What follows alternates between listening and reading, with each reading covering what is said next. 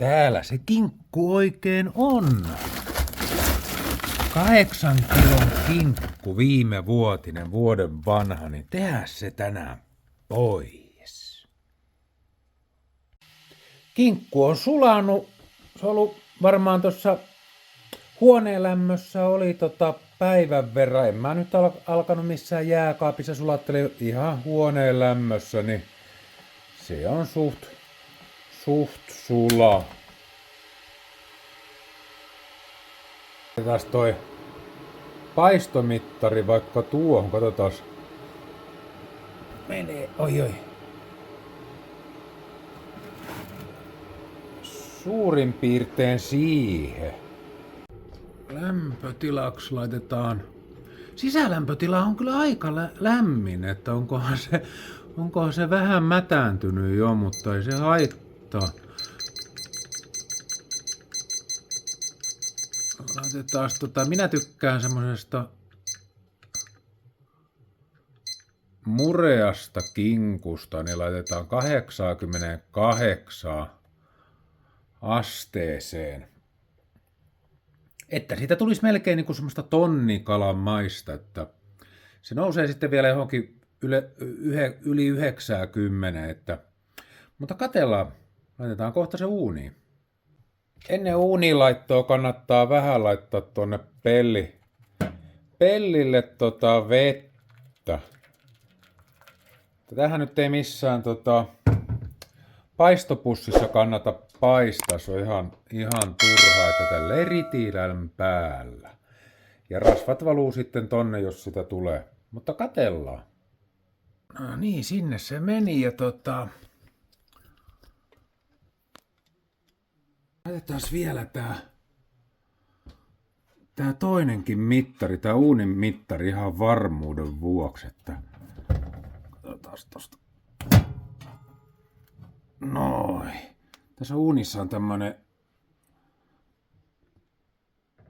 systeemi, laitetaan se tuonne noin. Hyvin lähti paistumaan. Oi, kun tulee höyry.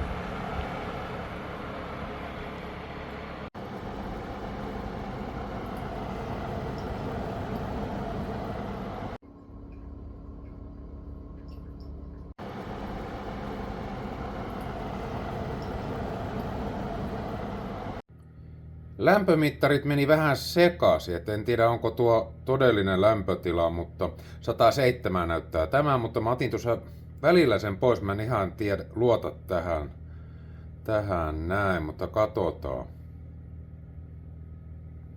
Ja uunin mittari näyttää 80, että täytyy mennä varmaan ajallisesti, että semmonen 1 tunti per kilo plus 1 tunti, eli vielä noin tunti, niin sitten se olisi niinku kypsä.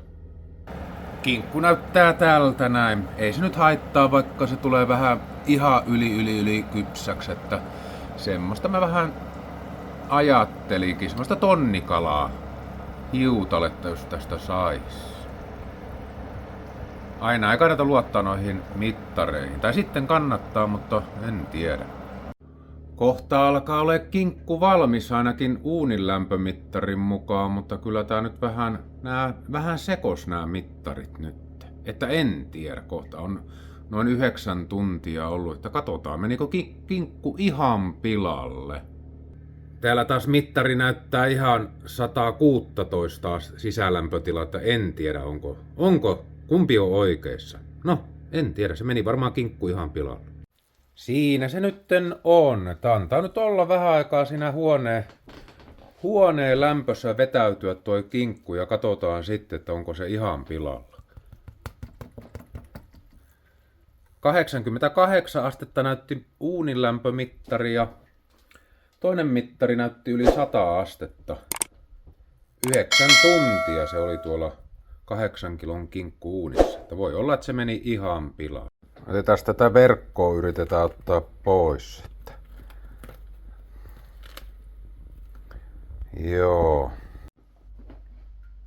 Tältä se näyttää täältä kinkun takapuolelta, mutta jos ei oikein noihin mittareihin luota, niin ainakin tää luu lähtee hyvin pois, niin kyllä se on kypsä. Tää on tämmönen... Joo, kyllä se varmaan... Toivottavasti se olisi nyt semmonen Joskus nämä mittarit menee niinku... Mä luulen, että tääkin on mennyt johonkin Siinä pitäisi olla tarkkana ton mittarin kanssa, että se varmaan meni tänne luuhun taikka sitten johonkin semmoiseen kohtaan, että se otti niinku uunista ton lämpötila. Sen takia kannattaa myös katsoa vähän aikaa, mitä sitten käyttää tähän kinkun paistamiseen. Tätä on paistettu 9 tuntia nyt, niin mä luulen, että tää on murea. Toivottavasti tää olisi niinku semmonen tonnikalamainen, mutta katsotaan menikö kinkku ihan pilalle. Ei ainakaan paljon tässä on rasvaa tuolla nahalla. Tän verran on rasvaa. Tää näyttää kyllä ihan lupaavalta, että ei se tainnut mennäkään sitten pilalle. Luu heitettiin roskiin, sitä ei annettu koiralle, mutta näistä koirat saa semmosia hyviä makuupaloja tai rapeita rispiä, niin annetaan ne koirille sitten kun on jäähtynyt. Kinkku on nyt suht hyvin siivottu, niin leikataan. Täällä ei paljon tätä rasvaa ollut, niin leikataan vähän Oho. Laitetaan, oi. No vitsi, kun se tippui tonne. Tää on. Näyttää ainakin tästä pinnasta aika hyvältä. Tämmöiseltä just, että murenee tosi hyvin. Mutta se on, jos tykkää mehevästä kinkusta, niin teette sitten semmoisen raaan kinkun. Minä tykkään tämmöistä vähän mureesta nöyhtökaura tonnikalamaisesta. Ei muuta sitten kun maistetaan ja aletaan laittaa sinappia sitten. Maistetaan tätä kinkkua. On hyvä. Ei ole kauhean suolanenkaan. En pilannut kinkkua, vaikka pelkäsin. Ei muuta kuin sitten Meiran perinteistä sinappia runsaasti. Tuohon laitetaan päälle.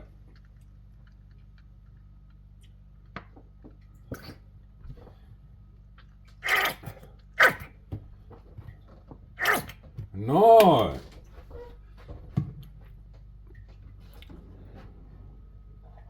Levitellään vielä vähän lusikalla ympäriinsä.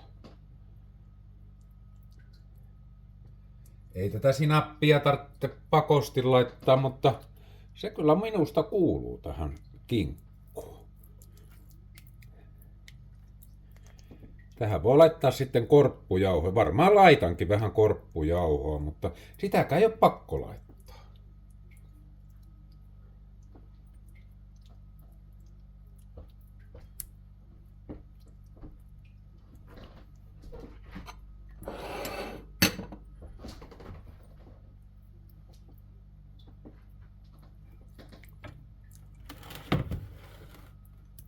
Ai, kun näyttää herkulliselta.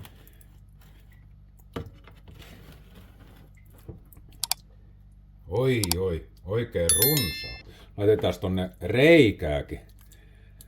Kinkun persen reikää laitetaan kans sinappia. Oikein Marino, laitetaan vähän. Laitetaan tosta oikein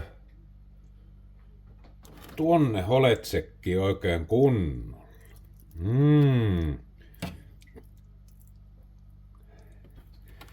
Sinappia.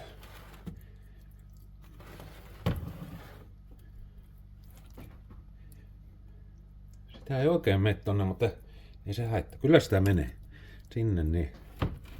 Nyt näyttää kinkku hienolta. Ai. Antaa se siinä vähän aikaa olla ja sitten laitetaan vähän korppujauhoa. Laitetaan vähän korppujauhoa.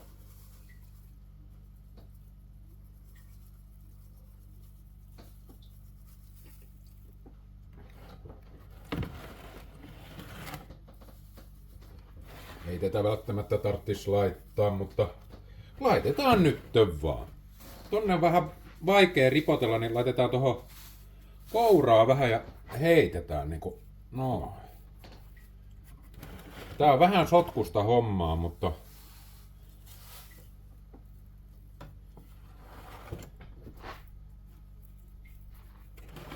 sitten tonne reikään vielä.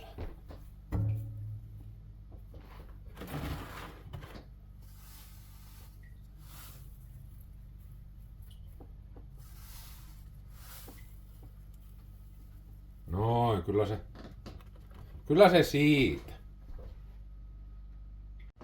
Laitetaan vielä tää tänne uuniin hetkeksi ajaksi lämpenemään. Tää on nyt ylälämmöllä. En tiedä, ei sitä nyt mitenkään kaunistu, mutta ei se haittaa.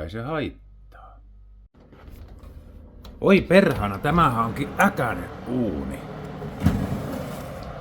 Se ruskistuu kyllä aika nopeasti, että pitää vähän laittaa lämpötilaa pienemmän.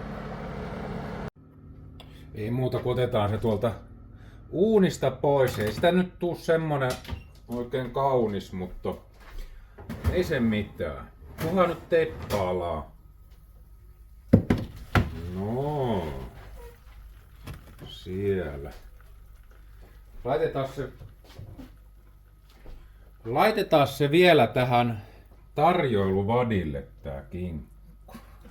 Tai mitä tässä on jäljellä. Ai. Antaa sen nyt siinä jäähtyä ja mä vielä laitan sen tonne. Vähän se otti vaan vähän tohon päälle rusketusta, mutta antaa se nyt vähän aikaa olla siinä ja sitten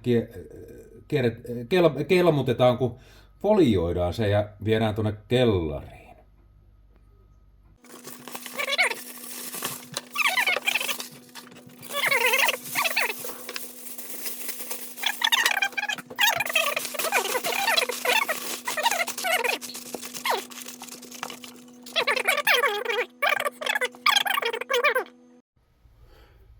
No niin, ja leikataan vähän nyt, kun tää on vähän jäähtynyt tää kinkku, niin katsotaan miltä se oikein maistuu.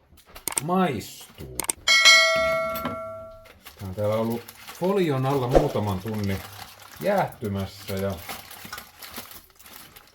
no niin, tämähän näyttää varsin hyvältä. Laitetaan folio sinne ja lähdetään leikkailemaan vaikka tuosta. Otetaan tuo haarukka tosta noin. Tää voisi olla vieläkin vähän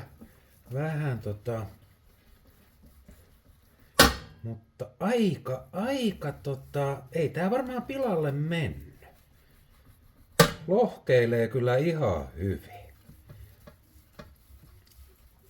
Tää on vähän tämmöstä tonnikalamaista. Mä ajattelin, että tää meni liian kypsäksi, mutta eipä mennyt. Laitetaan tuohon. Oi, kyllä kato lohkee hyvin.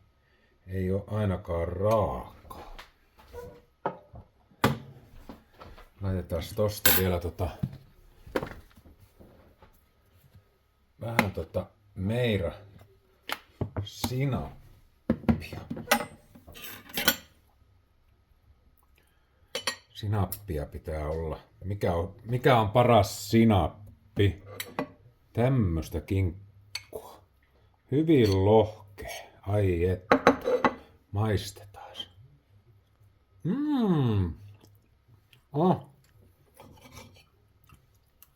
Ei mennyt pilalle joulukinkku. Mutta jos tykkäsitte videosta, niin laittakaa peukku pystyyn. Tilatkaa kanava ja katsotaan vielä, jos tehdään näitä kinkunpaistovideoita lisää. Ei muuta kuin moi moi! Ai, kyllä on hyvä. Ei muuta kuin kanava tilaukseen. Moi! Ai, kinkku on jo syöty. Ei muuta kuin paistamaan uutta kinkkua. Kyllä oli hyvä kinkku, vaikka luulin, että pilalle se meni, mutta kyllä onnistuu hyvin. Otetaan vielä.